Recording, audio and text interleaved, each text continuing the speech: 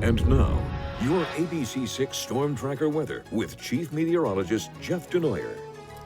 So we know it's been hot. Everyone's talking about the heat wave. Technically 5 days in a row of 90+ heat. That makes it a heat wave. But let's use common sense here. I always say this. When a temperature reaches 89, you at home is going to probably say, well, that's really only 1 degree off. So not really the last 5 days, but let's take this thing back a full week when we started with a 91 back on the 2nd of the month.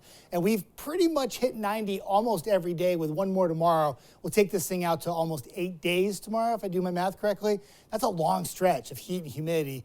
And we have one more day just like it. Outside right now, mid to upper 70s. It's very humid. It feels very sultry outside. But there are some good signs headed our way. If you don't like the heat and humidity anyway. We got one more day tomorrow where it's very high and it's still very hot. But the temperatures after tomorrow start to drop. And the humidity slowly will drop as well. Still a little humid Wednesday and Thursday, but by Friday, that combination of temperature and humidity will feel delightful. It looks like it's going to stay that way for the weekend. Now, the transition will take place with the possibility of some rainfall, much needed rain at that. It all starts tomorrow. After you wake up, it's very humid, very sticky, kind of hazy throughout the morning, early afternoon. Then we turn our attention to some storms that will be developing to our north and west. So sometime after about 3 p.m., we've already warmed everything up into the 90s for many locations, heat index values close to 100. But when those storms move in the afternoon tomorrow, it's going to mark a change that's going to start to slowly change this air mass and this pattern that we've been in for over a week.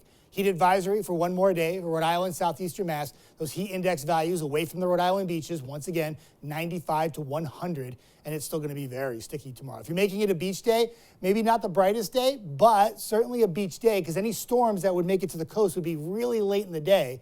And just be careful when you're swimming, moderate rip current risk during the day for tomorrow. But I think it's a squeezable beach day. What I mean by that is you're going to squeeze one more out. Satellite and radar, we're trying to squeeze some rain to the area, right? But it's all going north. There's been some showers and storms moving through much of Massachusetts this evening.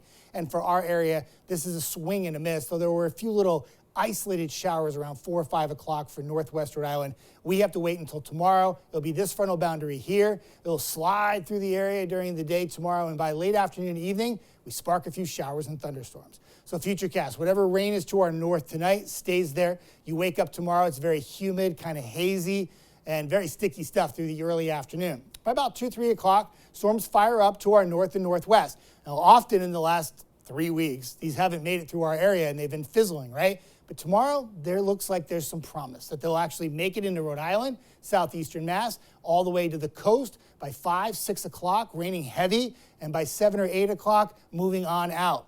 By the time we get up Wednesday morning, it's still humid, but by the afternoon, it's only 80 degrees. Spot shower on Wednesday, more rain Wednesday night into Thursday. So an eye to the sky tomorrow afternoon. We need the rainfall. We're in a slight risk for strong thunderstorms, though. Biggest concern will be the heavy rain, gusty winds, and even some small hail. We want the rain. We don't want the severe weather.